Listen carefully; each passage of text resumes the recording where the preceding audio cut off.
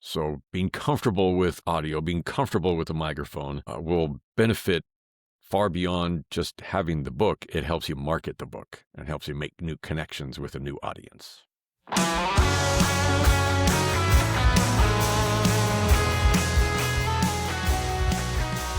Ever wonder if the message you've been given is falling flat simply because you're trying to share it with a cold, tired voice? Before we dive in, head over to authenticvoiceleadership.com right now and join the conversation, connect with like-minded leaders, and grab all of the exclusive resources and goodies from today's expert. Today, we are sitting down with professional voice actor, audiobook narrator, and audio coach Todd Eflin. Todd is the creator of the DIY Audiobooks and Podcast Program, where he coaches authors through the 5 essentials of moving a story seamlessly from manuscript to microphone. Today, he's sharing why treating your voice like a dynamic musical instrument is the ultimate secret to building real human connection with your listeners. Todd, I'm so glad that you're here. Welcome to the studio. I love it. I love studios. This is my little studio, and I see your studio. You've got musical instruments in your studio, so it's a versatile studio. A lot of sound studios are as well. Some people use them for just their vocals or their instruments. They have a sound booth for that isolated sound booth, but looks like you and your whole family do some music recording as well as your podcasting. That's fantastic. I love seeing what other people do with their studios. It's great. Thank you. Thank you. Yes, it's a blast in here. My husband plays the drums, and then we've got guitars on the wall, and the whole mastering setup on mixing and mastering setup on the side, and then a sauna. A sauna. A sauna. I'm sure that helps with, I guess, sonic sound. Yes, Okay, we've joked about it being the vocal booth. Right. Sonic residence, or in this case, sauna residence. Very nice.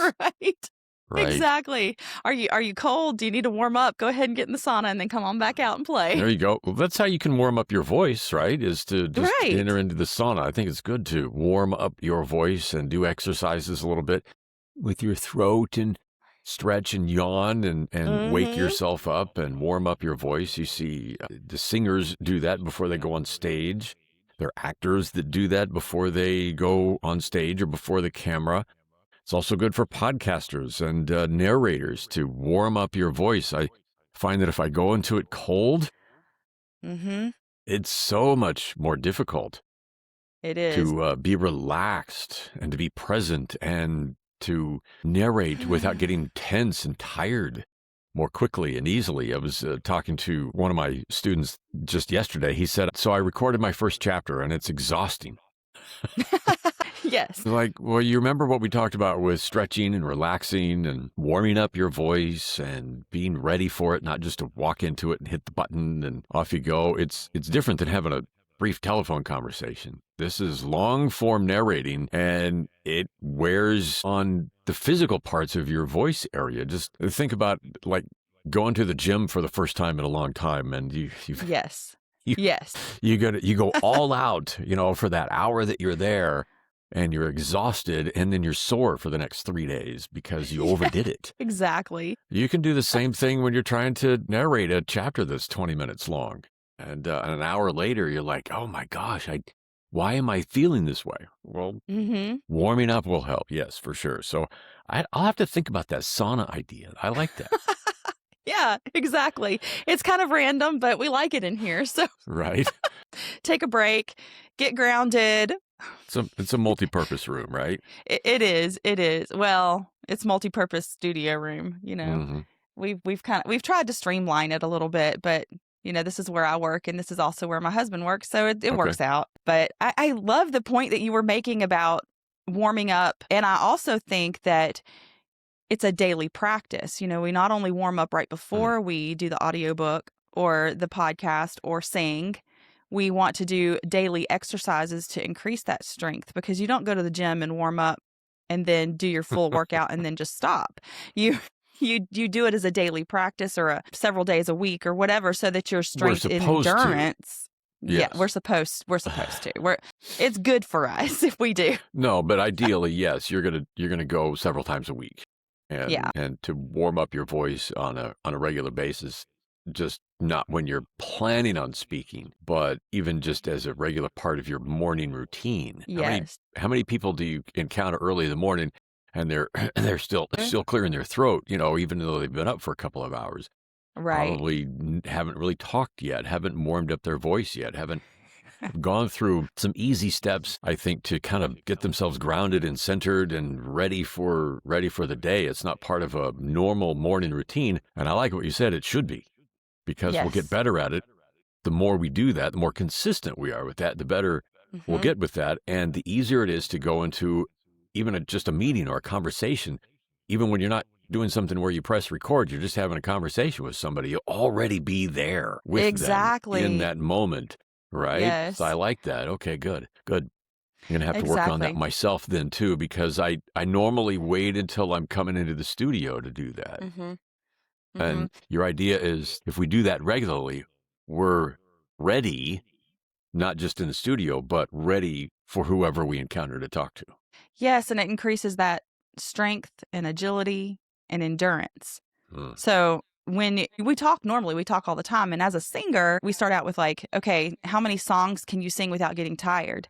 Well, if you're a worship leader or if you're a performing musician, you're singing for 1, 2, sometimes 3 hours. And so if you don't have that strength and endurance incorporated into your voice, then you will get tired. You'll start to crack. You'll lose strength and you'll lose performance.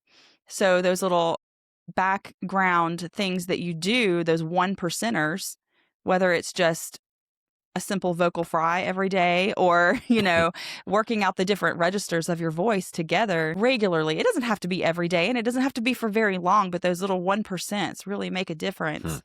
And I would imagine that it's the same for recording audiobooks and long form speaking and speaking on stages or speaking on webinars, conferences, and things like that. What are your thoughts about that? I find that I am better narrating earlier in the day than later in the day, where I've been busy interacting with people. I've been out and about. I do some different volunteer things in the community and can be very active in talking and speaking with people. And then I come home and I get in my studio and my voice is already tired. And I'd rather do that the other way around. But like an endurance runner or a cyclist, if we work out and work out and work out little bits over time, we strengthen that. And so you don't fatigue as often or as early.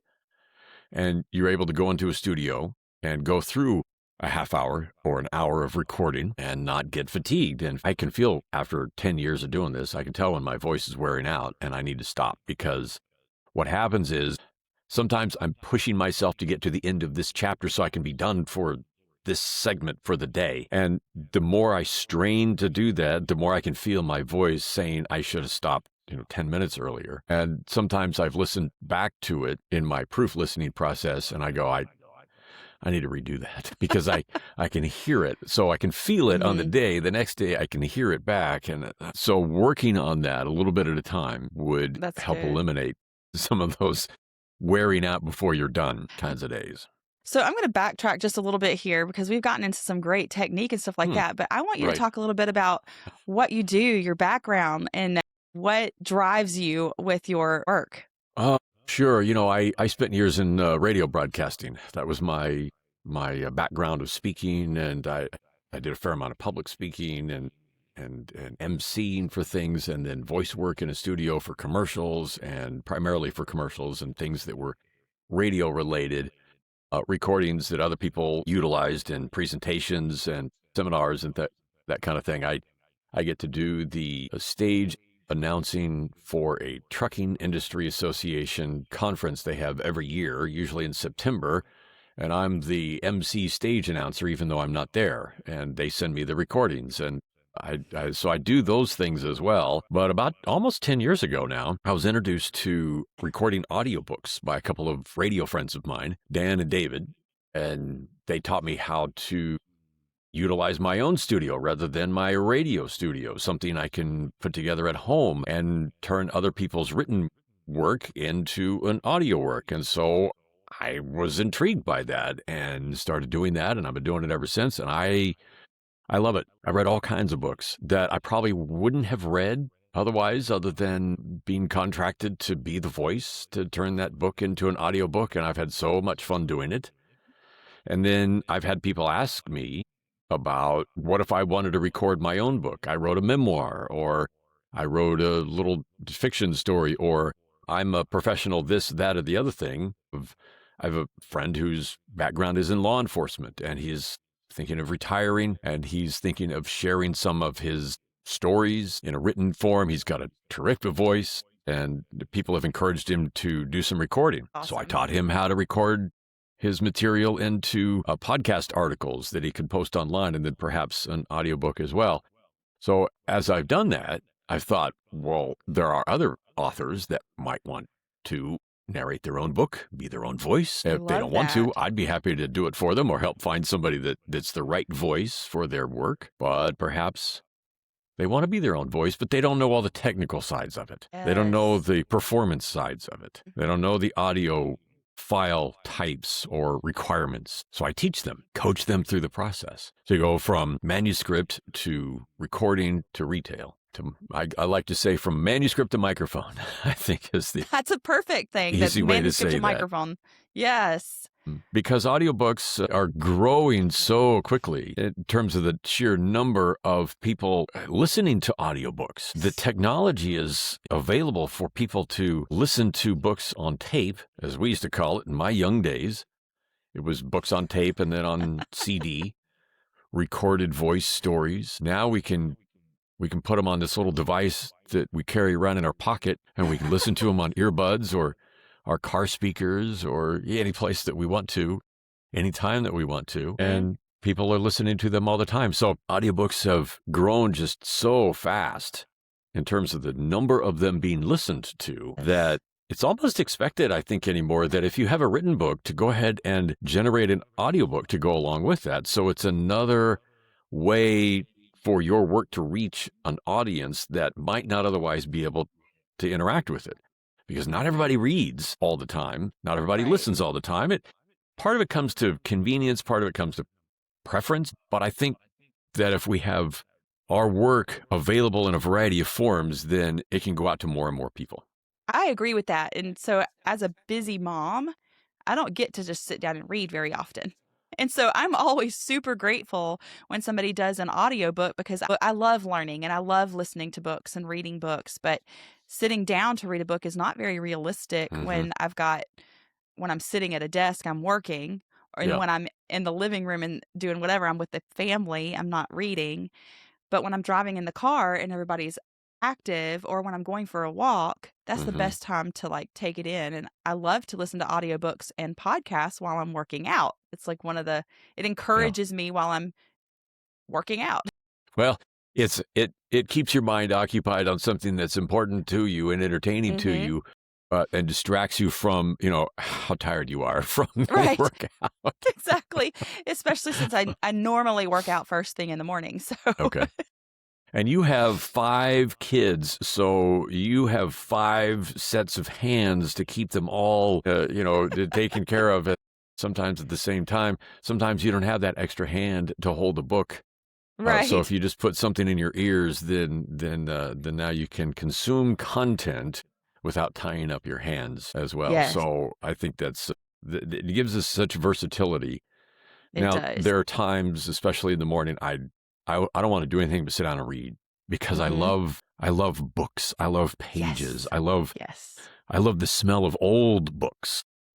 Oh yeah. I have an old church hymnal. It's older than I am, and I look through it all the time, and I just love turning the old pages in the book and reading through the hymns, and I love doing that. And I wonder sometimes who else pulled this up from the back of the pew in front of them and opened it to the hymn number 346 and sang with the hymn and then put it back, and how many people over the years have touched these same pages. So I love the reading of the old books. I have bookstores, used bookstores I go to just to find old books that I like to have and thumb through the pages and read through them. I love long paragraphs. I love how they wrote in days that we don't write now. Writing today is a lot of white space on a page.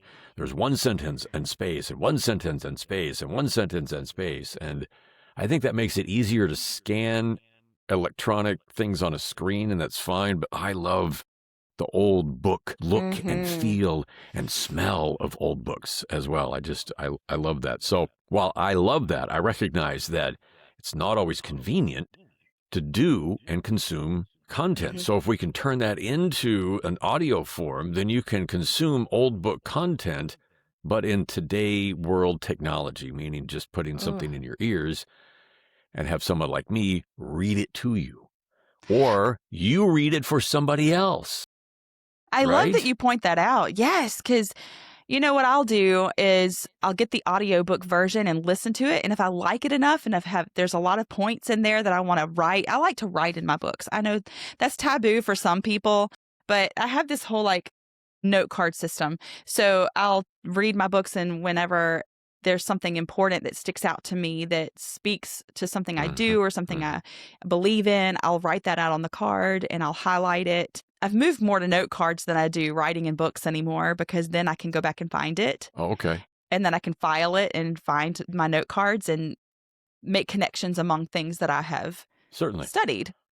But the audio version always helps me to decide what I want to spend my time digging into like that. And there are people who like the other way as well. They will read the book and then they will get the audiobook. Some reasons are that they like to go back and forth. Some days you just want to sit down and read the book, but if you I know Audible uses this technology called Whisper Sync, and if you buy both versions of it, as you read the ebook and you stop reading for the moment, and then you go get in your car to go to the store to run some errands, and you put the audiobook version on it, it picks up where you left off. And then you go back to the book later, and it goes back to the printed or the electronic ebook version. So it keeps up with your reading, either with your eyes or with your ears that way. And some people do that both. Now, there's another aspect about having both that I've introduced to a couple of people. One of my coworkers where I teach skiing, she brought her daughter one day, and she's 10, 11 years old. And I asked her if she liked audiobooks. She said she was struggling to read, and I asked her if she liked audiobooks. And she goes, I like audiobooks. I mean, just eyes were just lit up like, I like audiobooks. I said, really? What's a book you remember listening to? And she told me. And I asked her about it and what she liked about it. And I said, have you ever thought about reading the book while you're listening to it? And she looked at me like, no. So, well, it helps. There are teachers that say that it helps students learn the words if they see them while they hear them. So if you go to your school library and get the book and read along with the narrator, then you can see what the words look like and hear what they sound like at the same time. And teachers are telling me that it helps their students learn to read with their eyes because they hear it with their words. Yes. And she's like, I like that idea. I'm going to go do that. So I think that's a way that students and adults do, because sometimes when I read old books, I'm like, I don't know that word. I can learn some things that I didn't know before. And some people like to be able to do that, learn visually and learn through auditory. So another reason to be able to have both. Some people are only going to do one or the other. My friend Maggie listens to 100, I kid you not, 100 audiobooks a year, about one a week. Wow. She says, I don't read books much anymore. I just listen to them all, which is fantastic. And I think it's great. And more people are doing more and more of that. So whether you like to read only or listen only or do a little bit of both, audiobooks are becoming a big part of what we're doing. And the technology that we have today enables people to do that in a way they can do it from home or their office. They don't have to go necessarily to a professional recording booth. They can. I'm not saying that's a bad idea, but you don't have to. Right. I know we had a conversation before about how narrating your own audiobook creates such a connection with the listener. And I would love to hear your thoughts on why it's good to narrate your own audiobook when you have a book written. Oh, let me answer that question going back to music, my days in radio. You can hear a song on the radio and you love the song, and then perhaps you go to that person's concert because they come to town. And now you've seen that person on stage sing the song that you love. and it means so much more to you now. And then maybe between the concert and you saw them on a TV show. They were on a talk show. They were on a late night show or an early morning news show, and they visited with the host, and they talked about their music and maybe their family and a book they're reading and a movie they saw and some other song that they love. And they talked about their life in a personal way. Now you feel like you know them a little bit more. And so between these things, that encounter of hearing their voice this way and seeing them this way, you feel like you have a greater connection with them than just hearing their song on the radio. And I saw that happen. I felt that happen a lot of times with me as well, and other people. And now you turn into a bigger fan. You've become from familiar to a fan. And I think similarly to reading a book and then hearing the author, whether it's on a talk show or a podcast, you feel like you know them a little bit more. You're more connected to them. You're hearing how they sound. You're hearing not just their words, but how their voice sounds, their personality, their tone, their laughter, their spontaneous moments of fun or embarrassment or something that they encounter in the interview or just sharing something. And now you feel like there's a little bit more of a connection that resonates with you. And I think when you hear their book, you hear them voicing their own words, you hear all of that personality come across with their own words. So you're not just getting the words as information, you're hearing their heart. You're hearing their passion, you're hearing their tone, you're hearing their sorrow, their joy, you're hearing all the different aspects of their emotion. And I think that makes a connection with us in ways that other ways do not. We have to remember that audio storytelling goes back to a certain garden where there was two people and a serpent. Yes. And we've been telling stories one to another, with our mouth, our voice, our tongue, our lips, ever since. And it hasn't been until scrolls in the printing press and mass book printing that we went to reading. And I love the reading, as I've said, but audio storytelling has always been with us. So I ask people, if somebody were to ask you, hey, what'd you do over the weekend? Would you write out a 1,000-word document and hand it to them? And so that they could read about what you did over the weekend? No, you'd tell them. That's funny. Right? You would tell them the story. You go, hold on. I couldn't imagine that. I was like, I don't have time for this. Just tell me. You print it out, you hand it to them. That's what I did over the weekend, and then walk away. No, we tell them the story about the garage sale we went to, and we found this absolutely cool antique piece of thing that we've been looking for that completes our collection of the such and so things that we've been collecting since we were 9 or whatever. I mean, however the story goes. And we tell them. We tell the story. In other words, we talk. And so an audiobook is just the current form of being able to do that and share a story, not only one-on-one, but one to a number of people all at the same time. We listen to audiobooks when we take a vacation and we've got everybody in the car. Instead of listening to music anymore, we listen to an audiobook on our way to and from wherever we're going. And sometimes you have to stop in the middle of a chapter. When you get to the rest stop, it's time to go. Right. But then you pick back up where you left off. So you're continuing that story, and that story becomes part of your journey. I think the thing is that so many people have a story that they want to tell, and they don't really know where to start. And so sometimes writing something is more daunting even than telling something. I know a lot of times, like even in the book writing process, people will narrate the book into something and then transcribe it and then edit it from the transcription, which can be a great way to start writing your book when you have a story that you want to tell. And going back to the tone and the resonance and the emotion that comes through when we speak, it resonates because we all have that energetic connection. It's more than just hearing words. It's like you're reaching for that connection. You're reaching to understand. And when they have their voice coming through and you're listening to them, you feel like you've made a friend. They may not know you, but you meet them, you're like, I know you. Right. I've heard your story. I've heard you. Yes. Yeah. You mentioned the word energy. I think that comes across with the same kind of idea as being present with someone, being there with them, being in the room with them. I've gone to speaking engagements where somebody famous politically or business has come to a room. I know Ted Turner passed away just this past week. I was on campus when he came to speak at the college I was at. And I went to the auditorium and heard him speak as a businessman. This was years and years ago, but he came to speak, and I went because here's somebody famous that's coming to speak, and I still remember exactly how he sounded. I don't remember all the things that he necessarily said, but I remember how he sounded, just his presence in the room.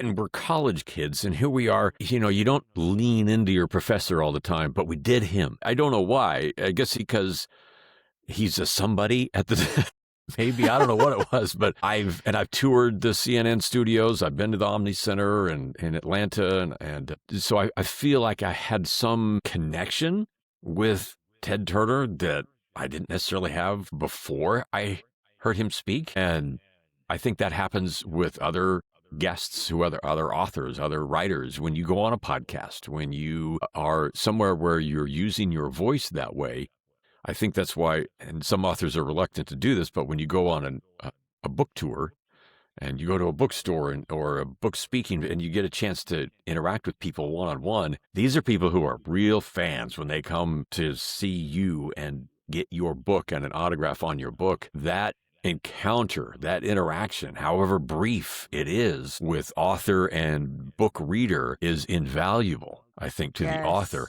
and so valuable to the person that's bought the book, because now I've met this person. Yes, I shook their hand. I got their autographs. Like, whoa.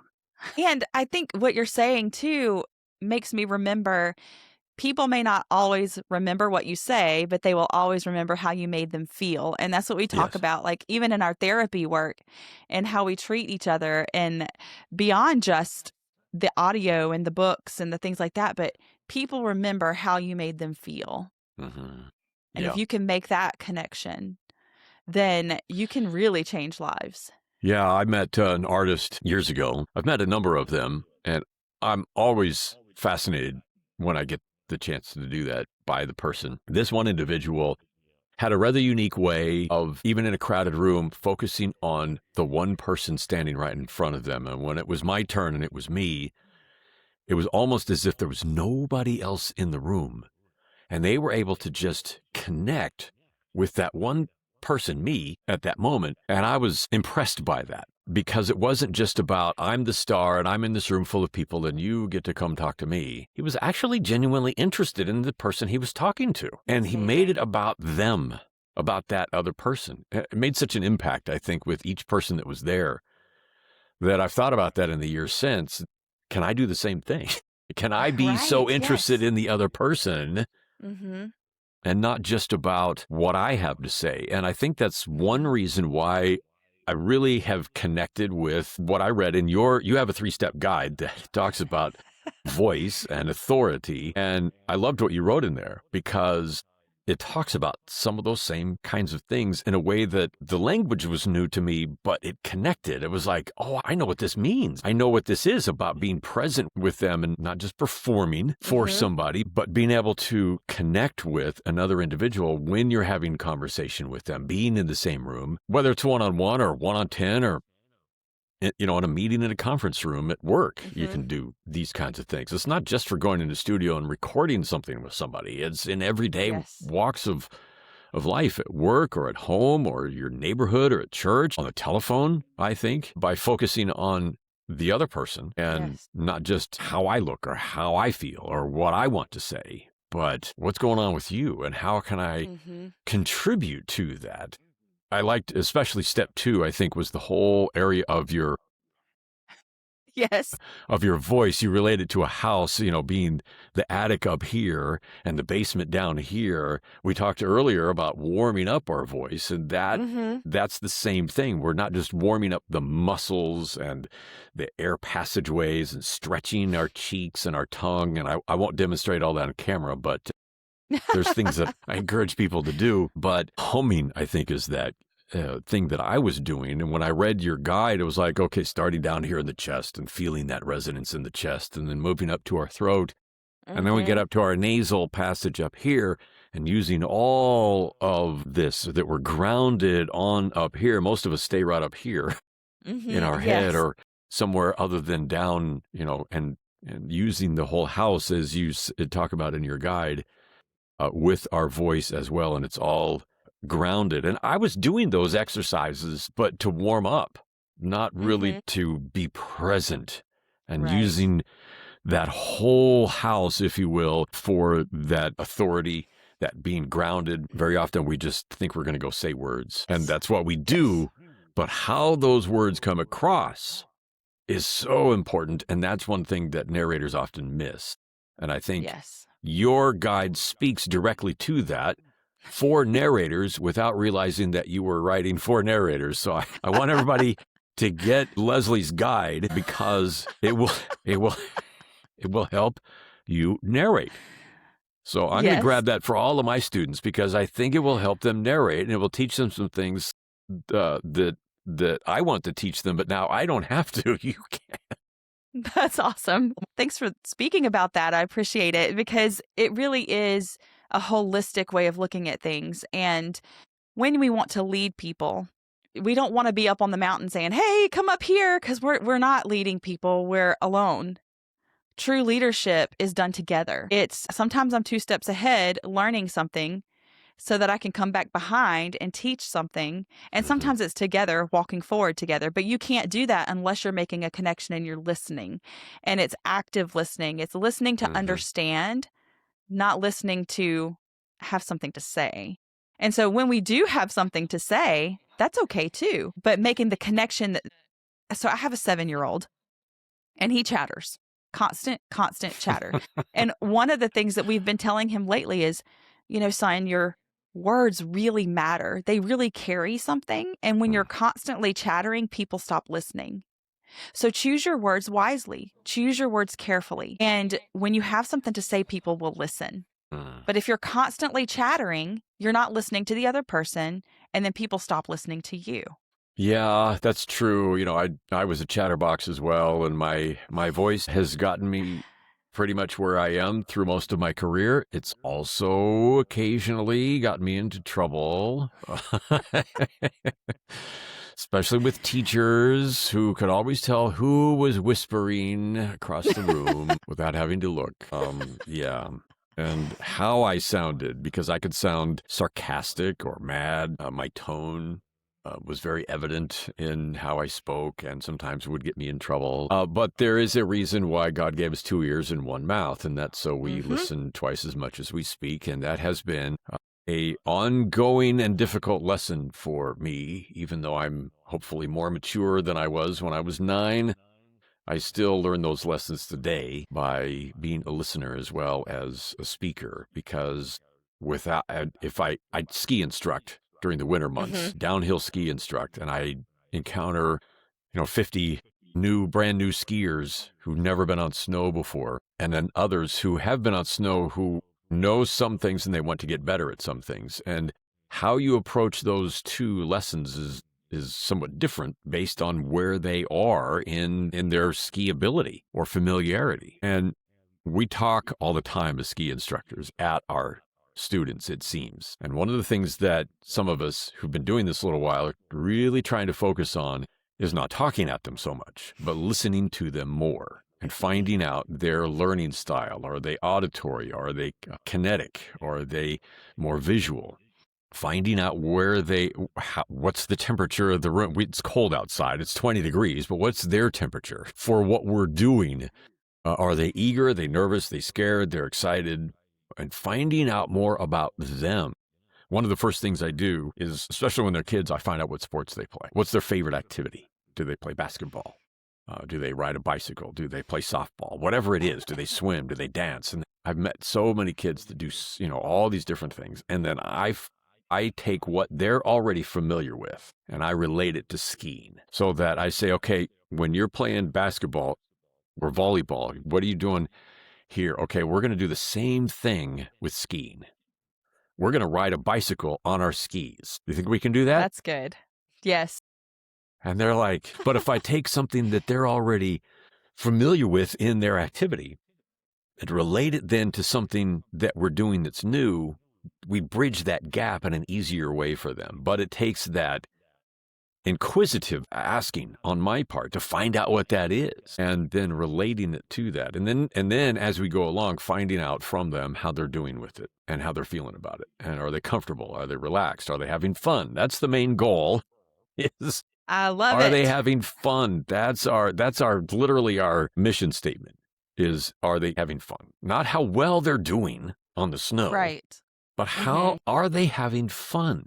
And if they fall 20 times but they're having fun, who cares, right? That's great. I love how you talk about the snow skiing. I've been snow skiing once, and I'm a water skier. So getting on skis was both familiar and foreign because I ski on the water, but the snow is so different and the type of skis are different. Right. And my mom is the one that taught me to water ski. So we go snow skiing together. We go up on the lift, and we had the best time falling and rolling down the hill of snow and getting up and trying again. And once we realized it didn't hurt to fall in snow, we were so willing to just go fast and fall. It was great. Yeah.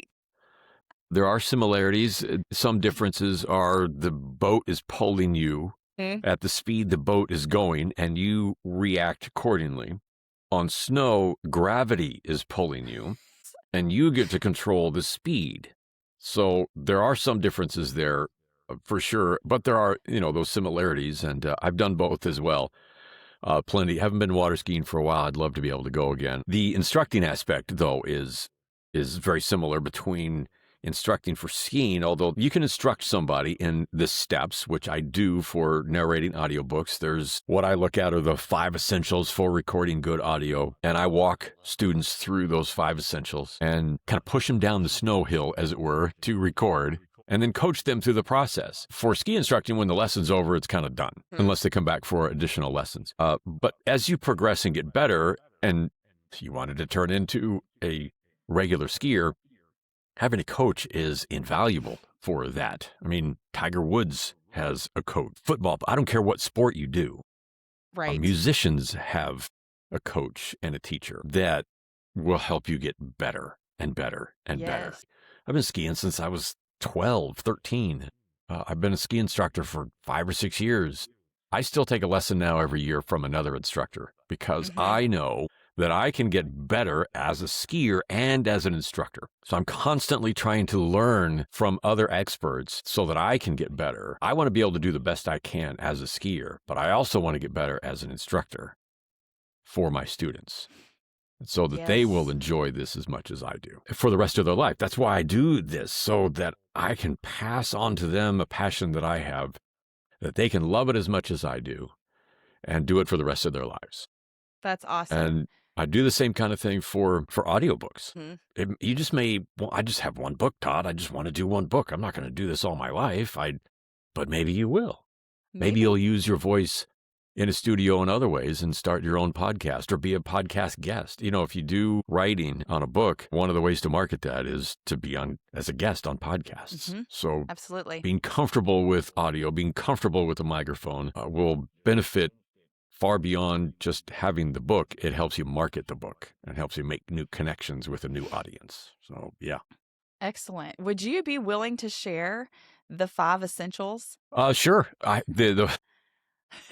have 3 T's and 2 S's. So the 5 essentials they're not necessarily in any particular order. This is just the way I put them. The first essential is time. I think with audiobooks, you need to know time and a couple of aspects about time, figuring out how long your finished audiobook will be.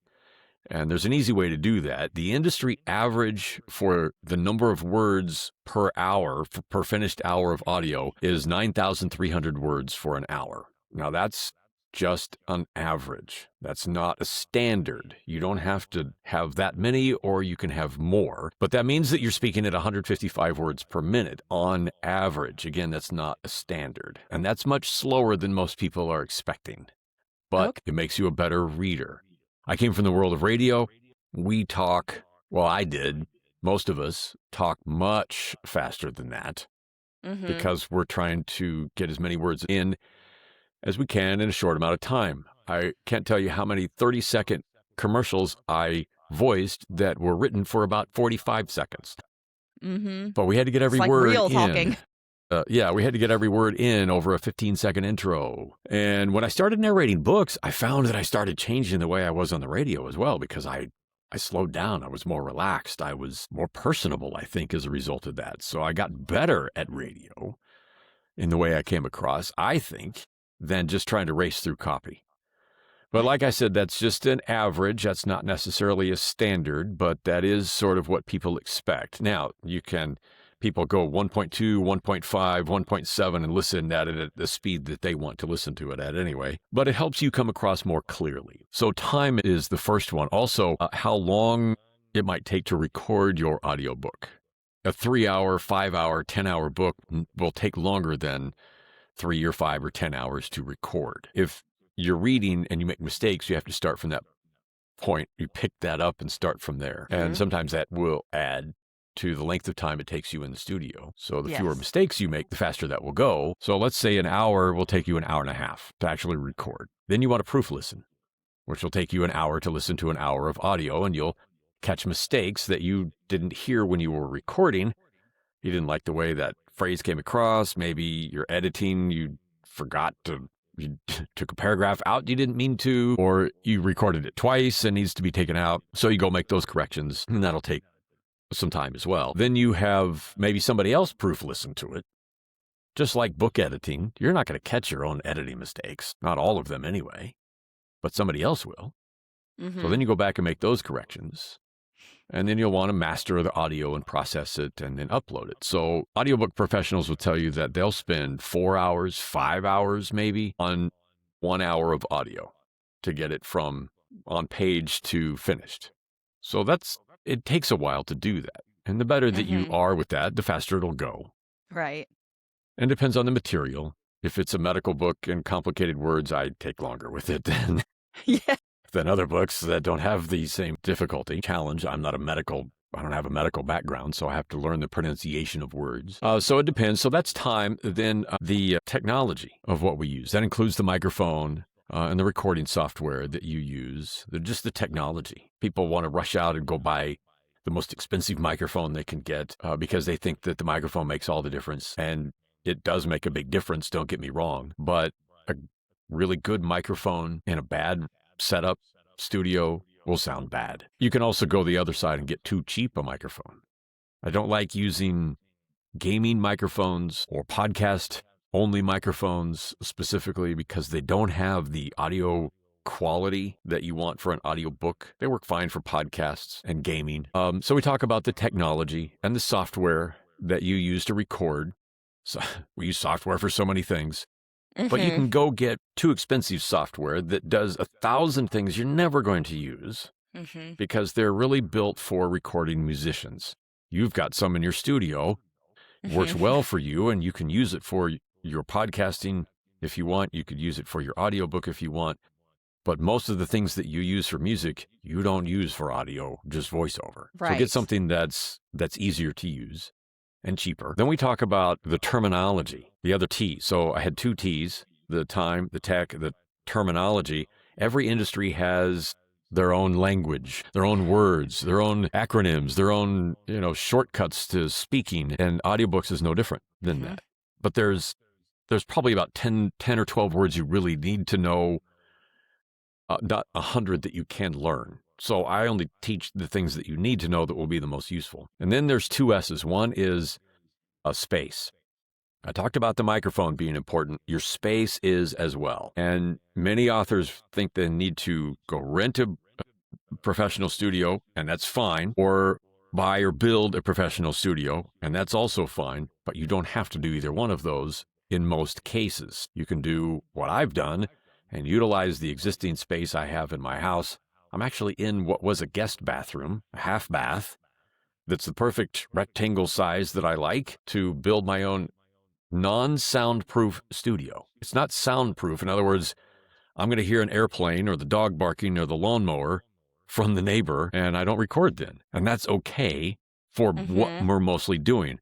If I were trying to do a national Ford television commercial, I probably wouldn't try it in this setup.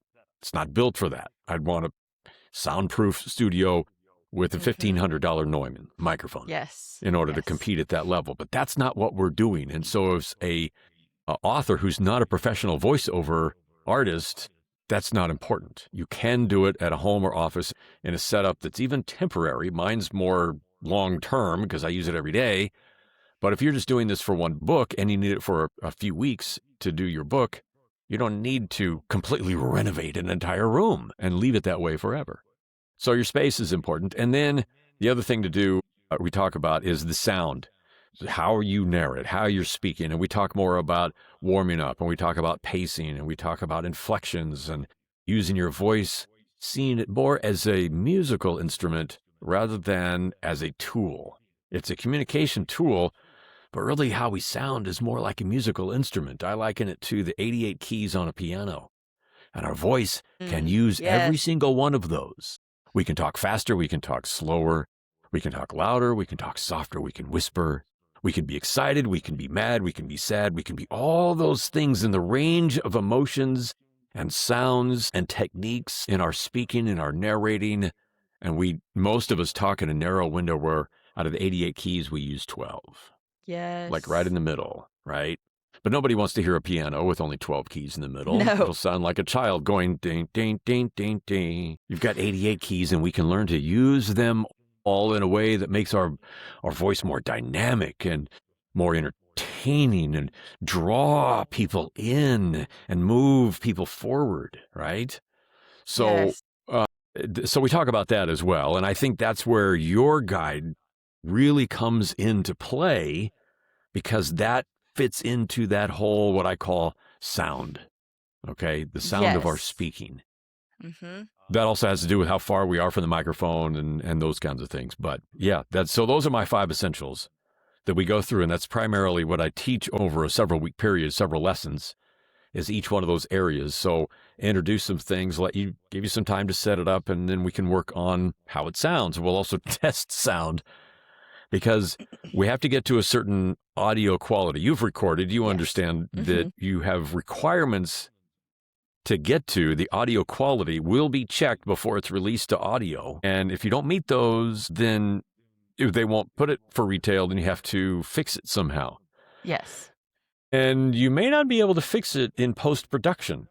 I'm not a sound engineer. I can't swear that your audio, if it sounds bad, can't be fixed by somebody who knows what they're doing with compression, equalization, and noise filters and all. Maybe it can. I don't know. Not perfectly. Not perfectly. And my usual recommendation is you're going to have to re-record it. So we tested that, 15 minutes worth, and make sure that that is exactly what is needed before you move on and finish your work. I've had people ask me, can we fix this? And I don't think we can. My usual recommendation, like I said, is to re-record it. But because we'll, first of all, fix up your setup so that you get the quality that you need, and then record it. It'll be fine. But here's the other reason. The second time you read through your book, you'll do it better. Yes. Yes. Right? Because now you're familiar with it more. You're familiar with how it feels to say those words. You've basically rehearsed it. You're a musician. You rehearse songs before just doing it for the first time, right? Yes. And when you're talking about this, I think about when we were in the studio recording our last EP, and my husband produced my vocals, and he's like, okay, let's do it again. And he said, I'm going to put a sign on your door that says vocal tuning, do it again. He's so anti-technology tuning, because it takes away the natural sound of our voice, and it messes with the resonance of our voice. So I think I have, of the songs that we have out, he produced my vocals on all but 2 of them. And the 2 that he didn't produce, I think, so they were somewhat tuned. And then the other ones, we didn't mess with the tuning. And if you go back and listen to those, the connection is deeper on the non-tuned vocals. Interesting. And I think that it's just connection, because we're human and we're not meant to hear perfectly. We're meant to hear the nuances of things. Right. And we want perfection. And when I first started recording in the studio, I was so self-conscious because I wanted to be perfect. And then I realized I can just do it again. And if it's not where I want it to be, I can just do it again, and it's okay. And he would take 5 or 6 takes for every section of the song, and then he would edit those sections to be what I wanted it to be, but it sounds like me instead of it sounding like a computer generated me. And that's Ooh. so important. And I think it's really important for that for our audiobook narrating. We don't want an AI generated audiobook because it's not human, and we hear Yeah. it and we can tell, we pick up on those nuances. Yeah, that's a whole other thing that's being talked about more and more and more. And I'm, as you can imagine, a big advocate for maintaining that human authenticity and what I like to say, feel the real. Yes.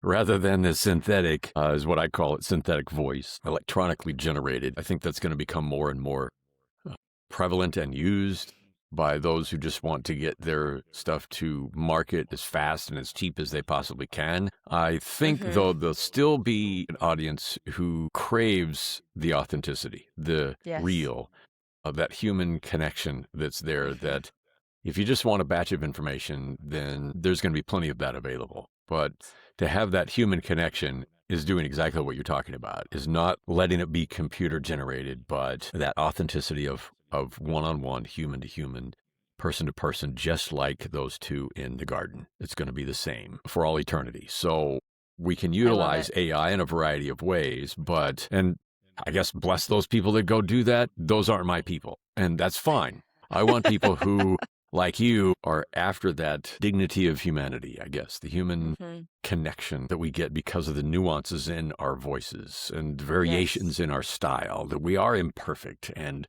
I think that's what helps us be a human, is that imperfections and embracing that. It humbles us. It keeps us grounded. A recognition that we have a creator God who made us uniquely the way that we are. And if we are going around trying to fix every single one of those flaws, we're ignoring them rather than embracing them. And we recognize that in one another, the humility that somebody else has in who they are too. I love it. And so, yeah, that's a whole other, we could do a whole other podcast on. We sure could. On those Being things perfectly as well. imperfect. I love it. Right. Perfectly imperfect. I like that. Well, before we wrap up, I want to make sure that our listeners can contact you and any last words of wisdom before we wrap up. Yeah, I do a newsletter called DIY-audiobooks.com. DIY- authors know what a hyphen is, so that's easy. And it's a newsletter on Substack that I write about these things. My 5 essentials are available there, and some of the other things that I've written about the importance of audiobooks and how to produce them, and access to my coaching that is there as well. That's primarily the way to get a hold of me. My email is just my name, Todd, at toddeflin.com. So I'm pretty easy to find, pretty easy to get a hold of. And I love being able to interact and chat with folks, even about the idea of audiobooks. People are writing and then exploring audiobooks, trying to decide, are they the right voice? Should they voice their own? Maybe they should, maybe they shouldn't. But that needs to be a personal decision for each author, just like finding a book editor or a book coach or a cover designer or a publicist or a publisher. Do I go self-publishing, and do I find a hybrid publisher? There's so many things, and this is just like those things. Do I do it myself? And if so, can I learn from somebody, or do I find somebody to narrate this for me? And how do I go about that, and who should that be? That's a whole world of things out there, and I love being able to explore that with people because it's such a personal decision to do this on their own or not do this on their own. And what they decide to do with that makes a difference on everything. Who buys it, who likes it, how many they might sell, that kind of thing, and how it comes across. I'm not right for every book. I like to think I am, but there's a lot of books I audition for because I'd love to narrate the subject material, but they choose somebody else. And I'm disappointed in that for sure, but I'll go back sometimes and listen to part of the audiobook after it's been produced by somebody else, and I go, that was the right person for that. That's and a I really love good that. Perspective. I love that. At first, I was really disappointed, but as I've grown in this, I've recognized that the right voice carries the work. And I don't always present it the way that is in the author's head it needs to be presented. I present it as what I interpret it as, and that may not match what their interpretation is, what they want their presentation to be, and somebody else does. So I learn and grow from that. But sometimes that means that the author should be their own narrator as well. Some think they should and don't have the right voice for it. I was in an office the other day, and I'm overhearing several people talk, and one woman was talking a fair amount. And the more I heard her, listen not to what she was saying, but how she sounded. I'm hoping that she'll never be a narrator, because I don't think that it would be easy for other people to listen to. Now, that doesn't mean her content, what she was saying, is bad. It was just, people tell me they stop listening to audiobooks because they can't stand the narrator. I've done that. I've returned audiobooks because I can't handle the narrator. Right. So not everybody should. Right. Not everybody should be their own narrator. But there are those who don't think they should, and maybe they should. And so it's worth exploring that. And usually I ask somebody to do some simple experiments and kind of test that a little bit. And then listen back to it and see and play it for other people and kind of get a feel for what it might be like. And some people say, yeah, no, that's not for me. And other people are like, this is, I can't wait to get started with this. So it's really personal and individual and needs to be explored to make the right informed decisions. So last word of wisdom, that's, I guess, what I would leave you with, is studying that before jumping in one way or the other. I agree. And I think if you are considering writing your own audiobook, reach out to Todd, discuss it with him, see if it's something that is for you or that he can even help you with. That would be amazing. So I will have these links and your email in the show notes, and that way people can get in touch with you. Awesome. No, I'd love to visit with folks you send my way, because I know they will already come from a good place of, having learned some things from you, and they will be all the more ready for it. Well, I hope so. Well, Todd, thank you so much for your time today. This has been rich, and I really appreciate your time and your wisdom and pouring out for us. You're so welcome. I enjoy my time as well, and love to chat again sometime. Hey, Radiant Leader, to dive deeper into our resources and connect with a powerhouse circle of like-minded leaders, come join our free community right now over at authenticvoiceleadership.com. I will meet you right back here next Tuesday. Your voice matters. Lead wild, lead free. Stay radiant, my friend. Let your